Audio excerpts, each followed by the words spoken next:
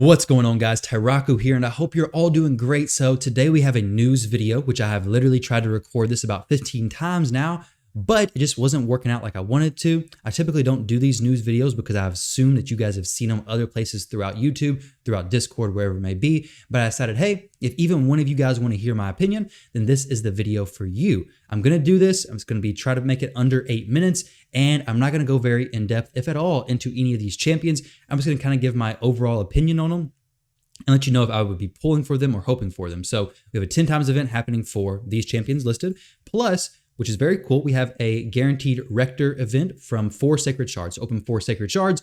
If you get Rector before your 4th shard, the event will end and you won't be able to get her guaranteed on your 4th, but you can stop pulling shards because you've already got her if that's a champion you wanted. But if you don't get her before the 4th, on the 4th shard, Rector Draft will pop out. You won't be seeing no gold, kind of unfortunately. I mean, it could be a Duchess, which you may want Duchess more than Rector, but who knows? Either way, on the 4th shard, it will be Rector Draft. Now, while you're pulling those Sacred Shards, you're going to have a 10 times higher chance to get Brogni, Suzerain Catan, Mashald, Doom Priest, Ugo, and Thylesia. I'll go ahead and give my opinions on these champions. However, keep in mind that all these champions, a 10 times event is not that high. You have a 10 times higher chance if you open a legendary to get, or if you open up whatever rarity the champion you're looking for is, you have a 10 times higher chance to pull that champion. It's not very high, especially with all the champions in the game now that really needs to be boosted. But let's talk about Brogni first. Brogni is an absolutely amazing champion. Good for Dwarf Faction Wars, good for dungeon progression, good for clan boss. Super, super amazing for clan boss. Unremovable shield.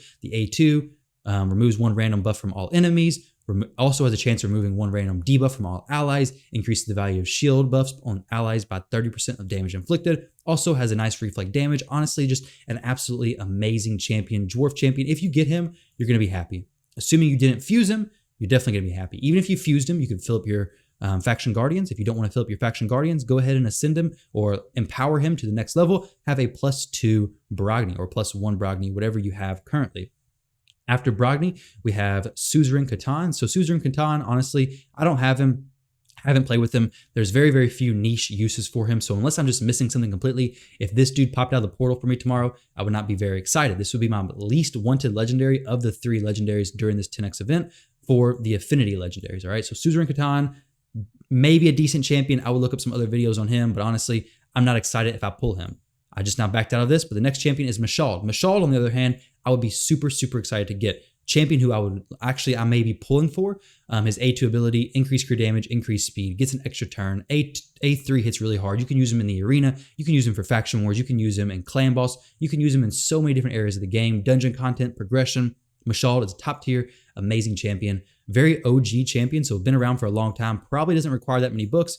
Absolutely does not require that many books at all. Book this A2 and A3 ability and you're sitting pretty. You're looking good and you're going to be very happy with Mashald for sure. Those are the 3 legendaries. Let's talk about the 3 epics that you're going to have a chance to pull while you're going for that Rector Draft from the Sacreds, or if you're pulling some Ancient Shards for these champions as well. So first up, we have Doom Priest. Doom Priest is a amazing champion as well. Very, very solid. Where is she at? She is in Night Revs. And we have a lot of Night Revs boosted, actually, don't we? But Doom Priest, awesome champion. She has a cleanse. Basically, every time she takes a turn, she has a chance to remove 1 random debuff from all your allies at the start of this champion's turn. Also heals them by 7.5%, and she has an increased attack on her A2 ability. Her A1, we're not really worried about that. Honestly, her passive is the main thing. Her aura, very, very specific, so we're not worried about that. Nonetheless, she's a very, very good champion, very solid. Doom Tower uses, I've used her a little bit in arena. Depending on where you are, you may be able to use her there. You can use her in dungeons. Overall, solid, solid champion. I use her, I think, in my faction war team, especially for that increased attack. It's very, very nice. So Doom Priest is a champion. If you pull her, you don't already have her, you're definitely going to be happy. She's used in a lot of like budget teams and works very, very well. She's used popularly in Agrath and the Doom Tower, I believe. Ugo, I actually did a video on Ugo not too long ago. Ugo's an awesome champion. Decreased defense, block debuffs, very, very solid. I think she's the only champion who has decreased defense plus block debuffs. Very nice. Good heal reduction. She removes them. She has a chance to res, kind of a weird setup for it, but she can res. I do use her in my faction war team. She's an awesome champion. If you pull her and you don't already have her, she's a champion who I would definitely be excited about getting, and I would look up some videos, try to learn more about her, and maybe even invest in her. She has a leech on her A1, which gives her a little bit of viability in the clan boss. The leech can be used basically like a backup to lifesteal or to help some of your champions be replaced in lifesteal. Obviously, that's more so for like early game clan boss, because once you get later in the game, you're probably not going to be using leech. and your teams are probably just going to be Unkillable or Demetha or something along those lines, right? The next champion is Thylesia. Thylesia is a champion who honestly I have not tested too much. I do know Ash likes Thylesia quite a bit. He's done several videos on Thylesia, so check out one of those. But honestly, she was in a fusion a while back. I did use her in the fusion, so I haven't tested her. So it does say I do have her, but I haven't built her. If you guys want me to build her and test her out, definitely let me know down below. But from his videos, I think she's a pretty solid champion. Attacks all enemies, places 60% decreased defense debuff for 2 turns. So a decreased defense. Attacks all enemies, increase the duration of all debuffs on all enemies by 1 turn. Pretty solid overall. She's probably a pretty good champion. I definitely trust what Ash says. So hey, if you pull her, definitely not a champion who you should be disappointed in pulling. After that, we have 2 more, Oboro and Tuhanarak. Tuhanarak is basically Doom Priest on steroids. Very, very solid Void champion. If you pull her, you're going to be super excited. Increased speed, increased defense on her A3 ability, 5 for 3 turn cooldown. The passive removes 1 random debuff from all allies. If they have continuous heal, removes 2 random debuffs instead. A2, decreased attack, block debuffs, single target. A1, decreased speed, continuous heal. So definitely a champion who, if you pull her, you're going to be very excited for. Good base speed. You can use her in the arena. I'm sure you can use her in Faction Wars. Sure, she's going to be a good support champion in general. Honestly, where you would use Doom Priest, except for Faction Wars, you can't use Barbarians in Night Res Faction Wars, but basically the same use. She's just a upgraded version of Doom Priest, more or less. Now the next one is Oboro, last but not least, and then we'll jump into my opinion. So Oboro is in Shadowkin. Oboro's a good champion, but honestly, she's pretty conditional. I don't know if I'd be pulling for her. She's good in Hydra. She kind of whenever Deterrence got nerfed, she's kind of less useful. She does have a decreased defense on her A1. It can be AoE if the target has 4 or more debuffs. She does hit hard. I did do a video on her a while back. She's a good champion, but she's not a top tier. I personally wouldn't pull my Void shards for this champion. I would be saving them for a 2x event.